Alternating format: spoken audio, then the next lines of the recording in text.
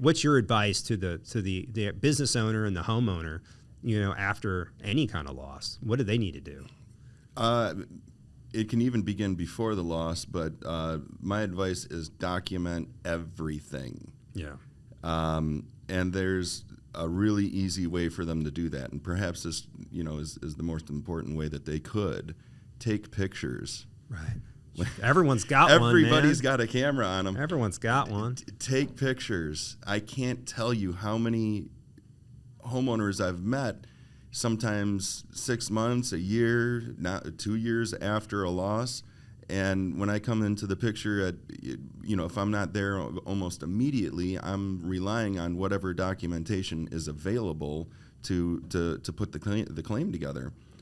And I can't tell you how many homeowners I've met that I ask, did you take any pictures of this? And they say no. Welcome to Above the Legal Limit. I'm your host, Justin Chopin, business owner, lawyer, dad, world's best husband, traveler, and adventure seeker. On this podcast, we mix business with pleasure. We'll dive into growth strategies, entrepreneurial adventures, the business of law, and prove that business isn't boring. So let's get ready because we are going above the legal limit. We have a special guest today, Rich Lyons. Thanks so much for joining us. How are you today? Doing good, Justin. Thanks for having me. Well, hey, we're very honored to have you on the show. For those of you joining us, Rich is the owner of Gulf Coast Adjusting. And for everyone out there, full disclosure, Rich and I have worked on some cases together. So, but what Rich does is, and what we're going to talk about today, and you can say it better and more succinctly than I can, but Rich helps insureds in their insurance claims against the insurance companies. Is that phrased appropriately? You do it better. You do it. Why don't you tell us what you do?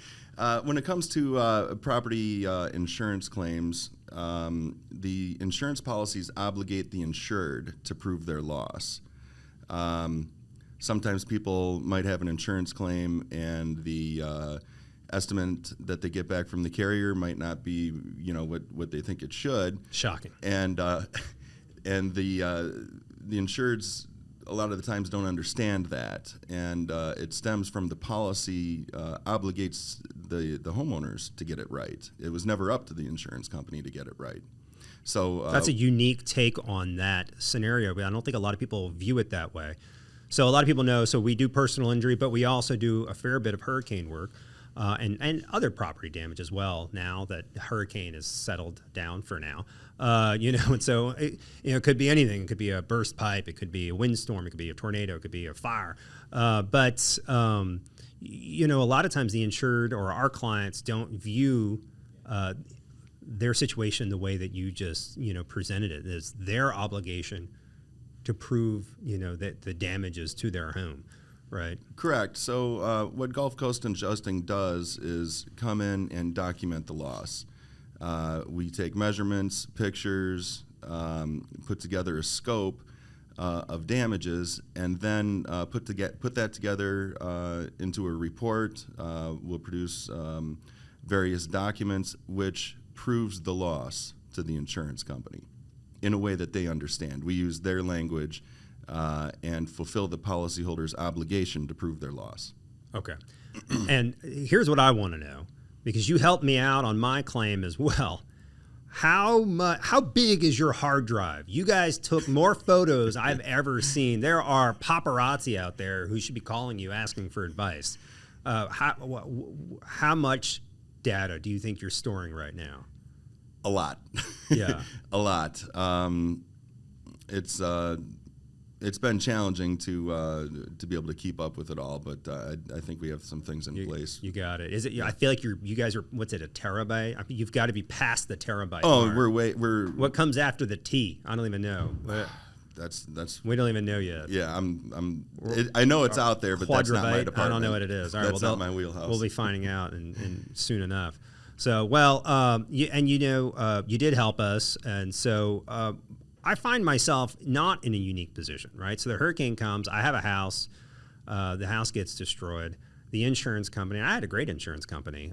It's unfortunate they're no longer writing Louisiana, but they came out and I met them there.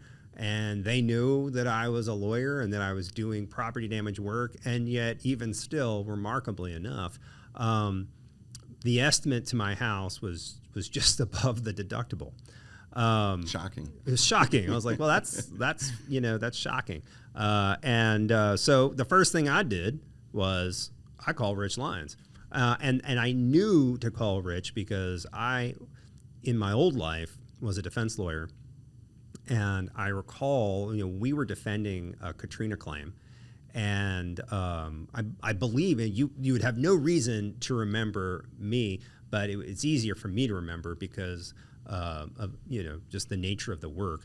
But I remember that you were an adjuster on the plaintiff side, and so when the hurricane really had come through, I was sitting there brainstorming. Okay, well, we're going to need some experts, right? Step one, our client is going to need an expert, and so I had recalled from a past life, and so you've been doing this a while. How long have you been doing this? Well, I started Gulf Coast in 2010. Okay. And then prior to that, I worked for various contracting companies, in-house doing their adjusting work and writing estimates, and worked for a public insurance adjusting company after Katrina. Prior to that, I worked for a fire repair contractor in Michigan for about 2 years, and prior to that, I'm a journeyman carpenter through apprenticeship. Okay, all right. So you've been in this business a long time. Yeah, it's between the construction and the insurance industry. It's all I've ever done in my adult life. Okay, so when you guys came out and you and your colleagues adjusted the claim, the insurance company paid. I think they paid about 100 cents on the dollar on we were able to get the work done. Now, I say that. There are leaks in my house that I was getting text messages, but it's a piece of rental property. And one of our tenants, unfortunately, was texting me that water is pouring through. And I'm like, well, that sucks because that's a brand new roof. So it looks like the job is never done. But well, in this instance, it wasn't the insurance company they did pay for a new roof, and we got a new roof. Well, I can actually help with that too. I am a certified level 1 thermographer, so I can go into the attic with a thermal camera and detect where the water is coming from. Okay. And a lot of times with the thermal camera, it just lights up immediately, because if something is wet, it is going to be evaporating, which makes it cooler than the surrounding areas. So you might be in the attic with a flashlight, right? Searching around, sweating, especially in the hot Louisiana attics in the summertime.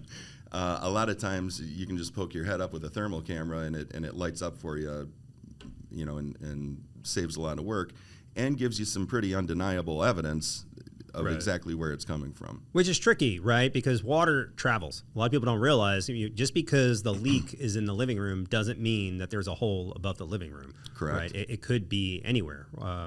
I learned that. I learned that after Katrina as a defense lawyer, and then I get to re-educate myself on that issue water, on a daily basis. Yeah, water enters a roof and it travels down the rafters or trusses, and then it can hit the top side of the drywall on the ceiling and really travel just wherever gravity takes it. So have you seen? So this camera, is that new technology for you guys, or is this something that's been around a long time?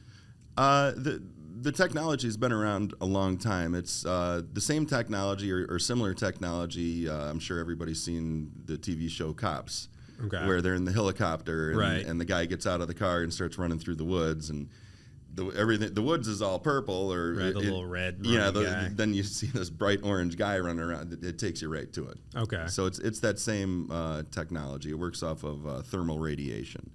And everything emits some type of thermal radiation. Is this were you guys using this technology 20 years ago, or is it more readily available now with the advent of It is iPhones much. It's much more readily available now. The type of camera I use most of the time plugs right into my phone. Okay. And it's made by FLIR. forward-looking infrared. And for the type of thermography that I'm doing, I really just need to see the picture. There's two different types of, there's a number of different applications, but the two primary concerns regarding thermography have to do with, are you just interpreting the pictures, or do you actually need to know the accurate temperature of something? Because you can do that too, and you can get $100,000 thermal cameras if you really need to be accurate. Wow. I met somebody once that used one of these cameras. They worked for Exxon up in Alaska, and the helicopters would fly this person out to the pipeline, and they would use this camera to detect if there was any gas leaks coming off of the oil lines. Other different types of thermal cameras can be used in factory settings where, say, a particular motor is not supposed to go above 550 degrees, but it's 30 feet in the air. Right. A more expensive thermal camera is going to be able to catch it more accurately from 30 feet away, whereas the one I'm using, if I really want an accurate temperature, it's good to about 10 feet. Okay. All right.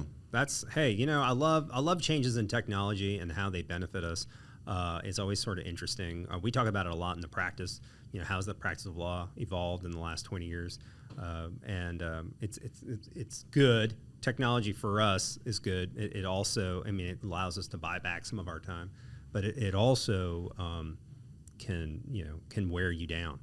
But this is one of those true instances where 25, 30 years ago, you'd put your hand on it and say it's wet, right? Or you'd have to look they had at moisture meters, right? Is there moisture on the wall? Well, it's dried now. Well, there's cracking in the sheetrock, and now you're really, it's easy to create fact disputes between right. two experts, and being knowledgeable and having the experience to use this new technology correctly matters. Because someone without the proper training or experience might not interpret the picture the way it's supposed to be, for what's actually happening there. And that's a good point. It reminds me, one of the earlier hurricane cases we signed, our client was telling us that the independent adjuster, and I guess for those joining us, an independent adjuster is someone who is hired by the insurance company but doesn't strictly work for the insurance company, so they're an independent contractor. So it's not intentionally misleading. It's just that, but it is misleading in its application because you think, oh, they're independent. They're not. They're just not a W-2 employee, right? And it makes sense, right? An insurance company. Let's say you're one of the big guys. Right? You say you're State Farm, right? State Farm. They don't have enough W-2 employees on staff in Louisiana to go, adjust those claims. They have no choice, right? They got to bring people in, and we want that too, right? We don't want to sit there and like, oh, well, we'll get to you next June, right? We're going to go in alphabetical order, right? Right. So it does benefit us too, but there is a quality control, as you would imagine. If you've got to hire 1,000 people, you're going to have a quality control issue. But so this lady was telling me that this independent adjuster showed up and he had this new fancy laser pointer, for measuring distance. Right. And he was very young, and this kid says, "Oh man, I'm so excited because my dad bought me this for Christmas, and I haven't gotten a chance to use it yet." And as a homeowner, that just inspires confidence. Huh? So, not surprisingly, then she thought, I think I should get a lawyer. Yeah. So you're right. Is that having technology is great. Knowing how to use it, well, that's even better. But going back to your earlier comment though about the obligation of the insured. And one of the things you and I were discussing, before we started recording on the show was, a lot of times insureds, property owners, homeowners, whatever we want to call you guys, we'll call you homeowners. I'm going to call you clients. We can call you homeowners. They don't. Homeowners, business owners. Yeah, well, you're right. Business owners do. They don't realize what they need to do to preserve their own claim. And it's this, we see this in personal injury just as much as we see it in property damage. And I tell my clients this, I counsel them all the time. We have videos out there, on TikTok about this. And what I tell my clients is you have to be your own advocate, Absolutely. Like, yes, you're hiring me, and I'm going to advocate for you now, but still, that doesn't alleviate your burden. Where you are going to have to be your own advocate here, and in personal injury, where we see this come up is, they'll go to the doctor and they don't say anything about anything. They just show up and they just sit there. And I'll tell my clients, like, hey, you kind of need to advocate for yourself. I can't be in that room with you, okay? Right. And I know that this is uncomfortable. I know this isn't what you want to do. But if you don't tell the doctor your back hurts, the doctor is not going to write in the notes that your back hurts. Then the insurance company is going to get medical records that say nothing about your back hurting. So Right. what would you have them do? This is one of the few times where I'd say, well, guys, come on, let's get real here. The insurance company is just operating off of the set of facts that they have. You have to be your own advocate in your sphere, and in the property damage, that's a little bit different. And what's your advice to the business owner and the homeowner, after any kind of loss? What do they need to do? It can even begin before the loss, but my advice is document everything. Yeah. And there's a really easy way for them to do that. And perhaps this, is the most important way that they could. Take pictures. Right. Everyone's got one. Everybody's got a camera on them. Everyone's got one. Take pictures. I can't tell you how many homeowners I've met, sometimes 6 months, a year, 2 years after a loss. And when I come into the picture, if I'm not there almost immediately, I'm relying on whatever documentation is available to put the claim together. And I can't tell you how many homeowners I've met that I ask, did you take any pictures of this? And they say no. That's you just beating your head against the wall when I hear that. So, Hurricane Ida is the second time I've evacuated from the city of New Orleans. Hurricane Katrina was the first. We stayed for Isaac, which was miserable, and so my wife did too, and that was it for me. Right. So my wife is not from Louisiana; she is from Indiana. Right. So August without AC in Indiana is fine. Right. It is palatable. And really where she was from was outside of Chicago. So we stayed for Isaac, which was, frankly, I did some hurricane work after Isaac, but it was by and large a non-event. For the city of New Orleans, for the lower-lying parishes, it was devastating. But the walls in our house were sweating, right? Yeah. I eventually, so here's the real story. So some friends of ours lived in the street uptown with these huge oak trees, and they had just had a baby. And so she's terrified that the oak tree is going to come down on the house. And, so she says, well, can we stay in your house with you? So I'm like, sure. Now it's a hurricane party. Right?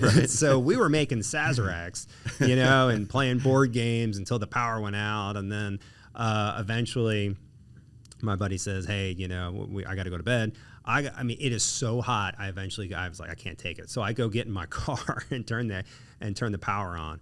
Yeah. And my wife is like, you're going to fall asleep and drive through the fence. I said, well, no, the car's in park, but I can't sit in there. And so she eventually was like, this is a good idea. Grabs a blanket, cranks the AC as low as it'll go, and we slept in the car. I just couldn't take it. Right. So this time, Hurricane Ida comes. That's the question. Do we stay? Do we go? And being a good, native New Orleanian, my answer always is, what? It's just going to be a little bit of wind. We're going to stay, right? Now, we stayed for Zeta, in part because we didn't know Zeta was going to be a big deal. They actually recategorized Zeta after the fact as a Category 3. Right. We were actually fishing when Zeta was starting to come in the Gulf, and we had to end our fishing trip. But so we stayed for that. And my kids were all downstairs, and this gust of wind comes and rips like the roof right off the garage. My kids are still terrified of it. I've traumatized them for life.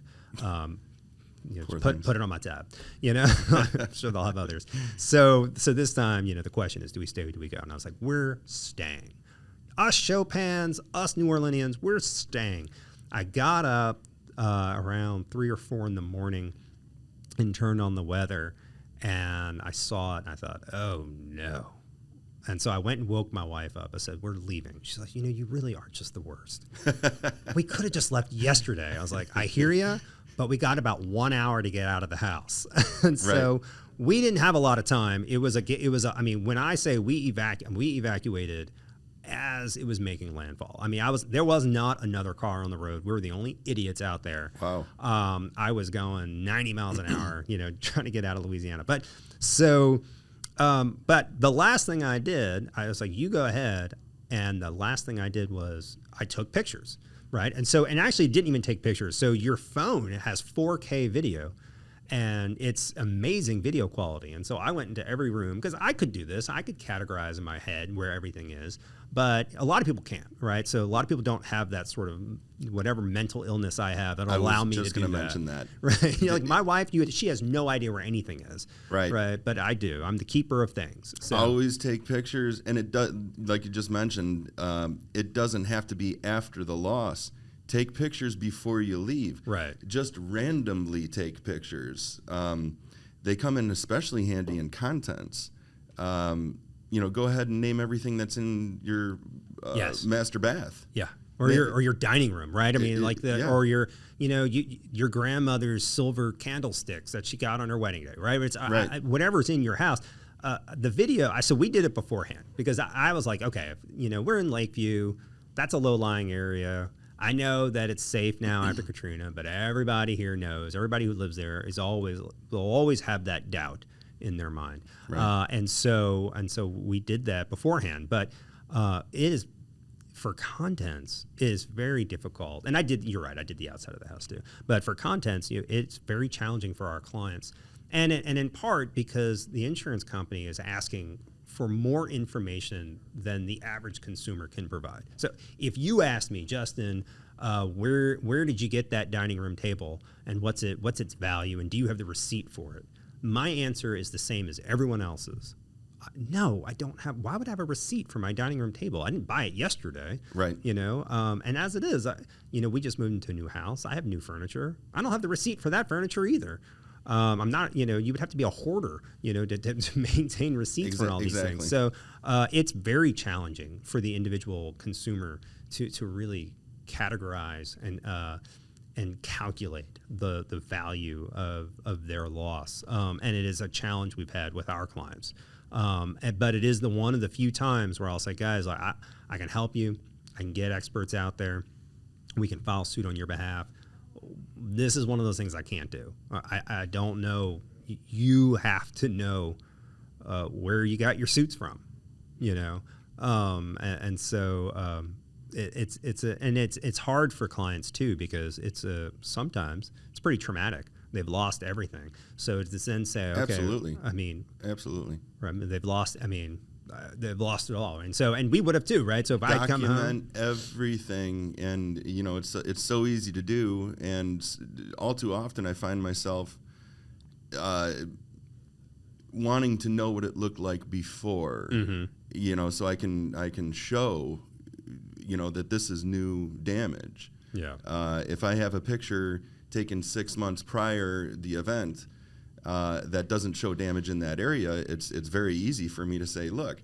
And when the person tells me, well, geez, Rich, I don't have any pictures, I start prying like, okay, well, most people don't take pictures of the corner of their living room, but maybe it appears in a holiday photograph or a birthday photo.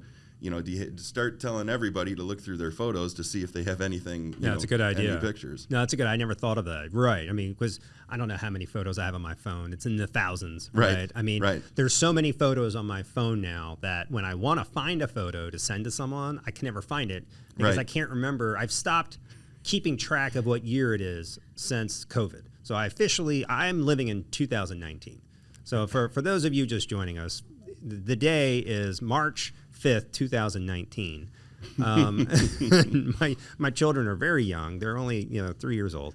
I've stopped living in just because that's how we all are, right? I think we've all had our heads down working, for the last 5-6 years. Yeah. But you're right. Your phone, those photos. You're right. The first birthday, she's sitting at the table. That's a good idea. I never would have thought to do that. My advice to my clients is always, once you've taken the photos, please give them to me. I cannot tell you. This transcends no matter what kind of case it is. how many clients I've had who are like, well, I've got all the evidence you need, Justin, but it's on my old phone. And you know the answer to my next question is, does your old phone work? Right? And obviously not, because if it worked, it wouldn't be the old phone, it would just be the phone, right? So, so I always tell my clients, once you have the photos, please get them to me, because I will keep them safe, right? So like you, right? You don't, and you're not storing it on your phone. We really appreciate about the Chopin law firm is they're very thorough. They get to the truth.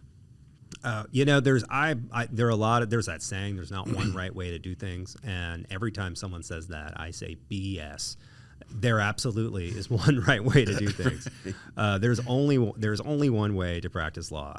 I say this all the time, and I very much believe that there is a right way to do it. And it's unfortunate, the right way, it really takes a lot of work. It takes a lot of effort. But being thorough and documenting and sometimes, you know, counseling your clients is the only way to do it. And so, you know, second you have the photos, send them to me, text them to me. I don't care, you know, and then we'll upload them. And then I don't care what happens to your phone after that. Right. I once lost a phone in a glass of champagne. You know, you can lose them anywhere. I don't know how. Well, I do know how it happened. I won't relay that story, but suffice it to say, you know, it was a long time ago. It was like a Nokia, and you know that that didn't hurt it anyways. Death by champagne. You can lose a phone, right? You know, you can lose a phone in any which way, and maybe they're backed up, and maybe they're not. You know, the other thing we talk to our clients about is, keeping records of repairs that they've made. And this is one of those things where, I mean, even we deal with this right now. I mean, every day, today. In fact, I'm sure we'll have this conversation at some point today. Especially now, we're 2.5 years. A lot of clients still are waiting to be paid from the insurance company. And they have no choice. They start making repairs. And shockingly, you know, I ask, well, you got to give me something, right? I didn't make the repairs. If I'd made the repairs, everybody would know, because it would still be 100% damaged. But, you know, you maybe are a little bit handier than I am. And maybe I'll get like a Lowe's receipt for $50. And so you're thinking, well, I don't think you redid your entire, I don't think you re-sheetrocked your downstairs for $50. I need more than this.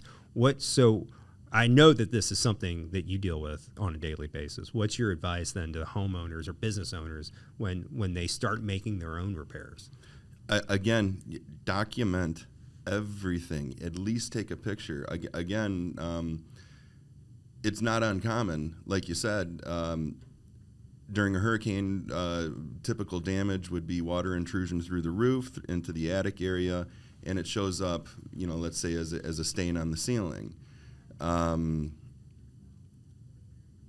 If you go and paint over that, in a way it's erasing the damage. Right. And if you don't have a picture of the stain beforehand, it's very easy for somebody to come in later in life and be trying to, you know, like if I go into a house where that's happened. It's very common. In fact, it's the norm at this point, because if a policyholder and their carrier are having a difference of opinion there, a lot of times the homeowners are going to do whatever they can just so they can not be depressed every time they walk through the door and look at all these water stains on their ceilings. So they'll go and put a quick coat of paint on it. And then if an insurance professional later in life comes in and looks at the ceiling, it's not going to quite look right. But if you don't ask the questions and do what you're supposed to do, you could mistake that for deferred maintenance. Yeah, right. You know, you could mistake what it actually is. And in that instance, you know, what I believe is that those temporary repairs, I consider those temporary repairs. So that goes on that's in addition to the estimate. That sheetrock, that drywall, that paint, the insulation, and a number of other items need to be replaced or repaired. And if you put a coat of paint over your ceiling so that you know looks better, It right? loo- well, just, it looks it just better. looks better, right? You haven't Right. really fixed it. I mean, Yeah, there could be a number of problems also that arise out of water damage if it's allowed to sit there long enough. So paint is the primary function of paint is a protectant. It's a sealant. So in a way, you're encapsulating whatever harmful things may be now lurking within your building materials, so that they don't get out and be harmful to you or your pets or what have you. So this is an issue that we deal with a lot, and we actually signed a new hurricane case yesterday. I really thought we were done, but one came through yesterday that happened to just be. There was another law firm in town that had a lot of cases, and now they don't because they weren't doing it the right way. And so this poor woman is just sitting there with their case, and so A lot of people don't know. they just don't understand. And so I think she got to us just in time because, judges are pretty forgiving. A lot of times people think, especially federal judges, they think that they're very harsh, and they can be, but usually not to individuals. They might be harsh to us, but usually they'll treat individuals pretty well. And I've seen this over and over again, where I've seen very strict federal judges across the street with a pro se plaintiff or someone trying to represent themselves because they don't have a choice, and they're actually very understanding and kind, and it is across the board. And I think judges oftentimes get a bad rap. They really have much more compassion than you think, than one would think. But so she hired us, and the question was, has she made any repairs? And so this is this needle that we're always trying to thread of it. You have a duty to mitigate. You have no money to make the repairs.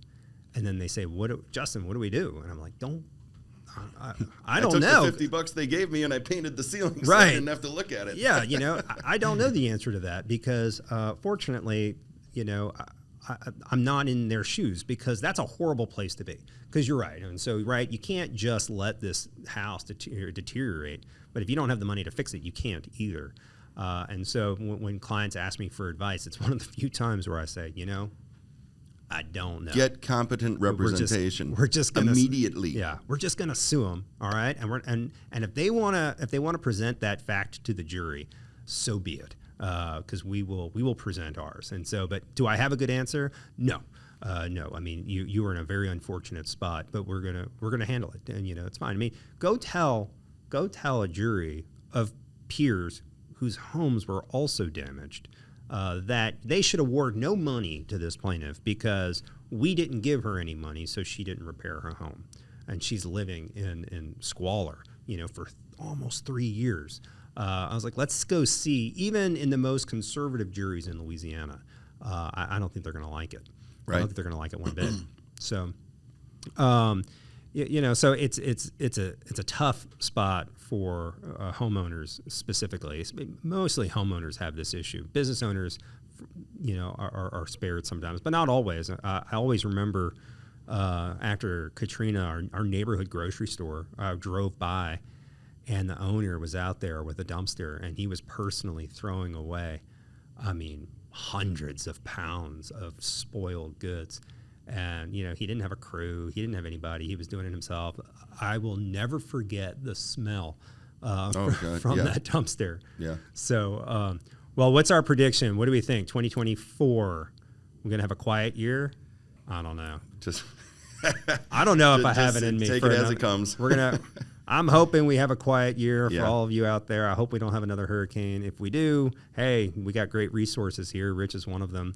I think the community could use a break. I think so too. I was really glad. 23, we were safe. Unfortunately, our friends in Florida had a rough time. But Katrina, 2005. We did have Gustav in 8. Baton Rouge took that. But then that really. Isaac was 12, and it wasn't really a huge wind event. So we'll see. Who knows? It could be another 10 years, But hey, thanks so much for coming on the show, Rich. I really appreciate it. Absolutely, and thanks for having me. Gulf Coast Adjusting, tell people how they can find you. Well, we have a website, www.gulfcoastadjusting.net. If you search Google Public Insurance Adjuster Louisiana, we're going to pop up there, somewhere. Ask your friends, ask your neighbors. We've been around for a long time, and A long time. You guys do it the right way. All over. I always say, geez, I've been in every house in Kenner, Metairie, New Orleans, and Southeast Louisiana. I bet we're way beyond. Right. We're gonna call you on another show because we're gonna do another one. We're gonna get a defense lawyer in here. Oh, great! And I'm gonna pop some popcorn, and I'm gonna let you guys. I'll just sit in the cheap seats. So you might be getting a call from us. Is the court reporter going to be here too? We might have to. Well, we got it all recorded, but so thanks so much for coming on the show, and see you soon. Take care. You too. Thank you. Thank you for joining me today on Above the Legal Limit. If you enjoyed the show and you want to hear more about business and law, hit that subscribe button. If you didn't like the show, keep it to yourself. Remember, there's no limit to what we can achieve. We will see you next week. Until then, even though we're above the legal limit, let's drive safely. Cheers, everyone.